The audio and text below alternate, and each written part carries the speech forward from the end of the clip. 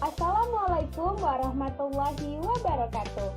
Halo semua, saya Pinkan Rahmadani dari jurusan Akuntansi Prodi Perbankan dan Keuangan Politeknik Negeri Medan.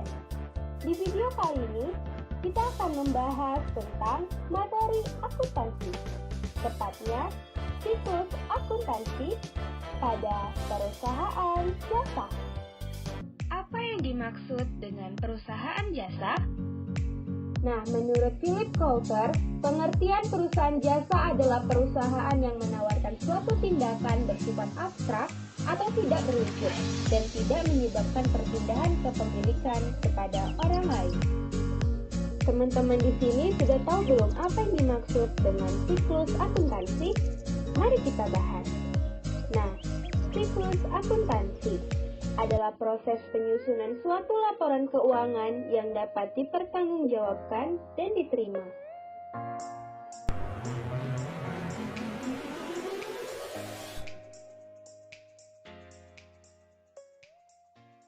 Ini merupakan hasil pekerjaan saya, yaitu tugas saat mewawancarai sebuah perusahaan jasa yang bernama Hanung Fashion.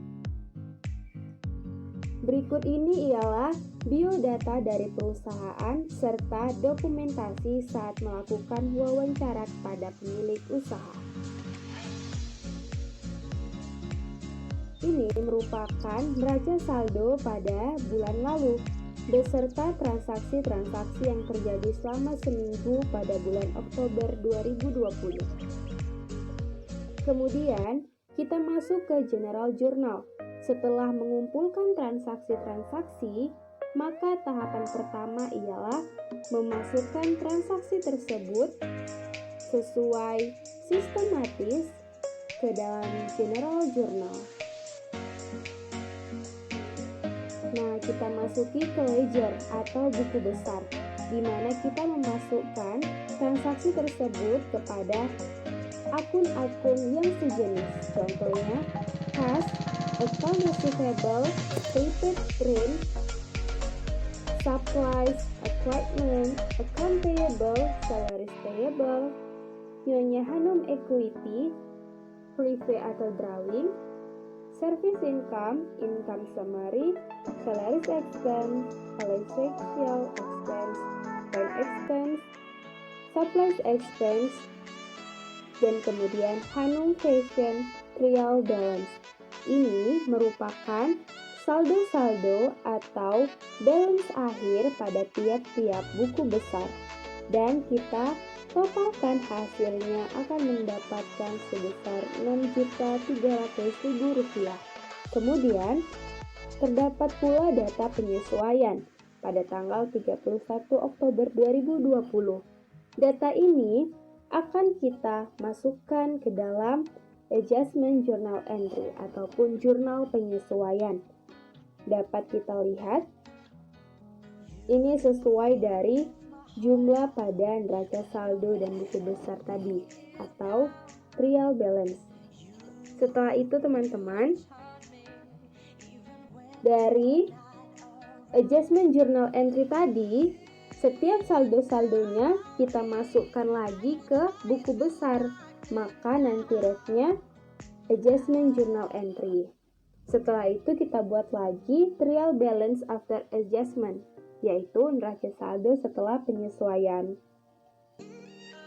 Kita masuki ke tahap selanjutnya, yaitu Worksheet atau lebih dikenal dengan neraca lajur, di mana ini terbagi menjadi number account, name of account, trial balance, adjustment, trial balance, income statement, financial position.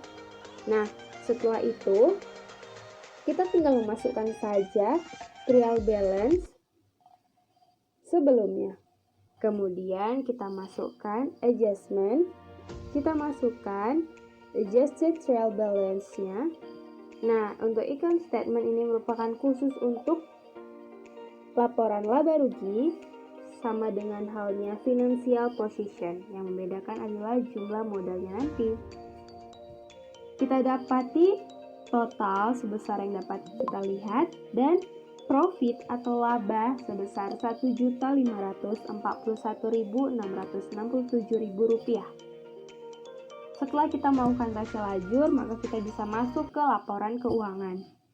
Laporan keuangan yang pertama yaitu income statement, merupakan kumpulan akun-akun tentang pendapatan serta beban-beban. Kita memperoleh net profit 1.541.667. Ini sesuai dengan laba yang kita peroleh pada saat neraca lajur. Kemudian pada capital statement atau perubahan modal, kita memperoleh Rp4.691.667.000. Kemudian kita masuki laporan yang ketiga, yaitu Statement of Financial Position.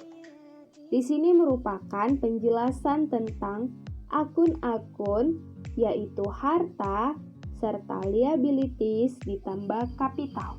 Diperoleh balance yang sama, yaitu Rp5.591.667.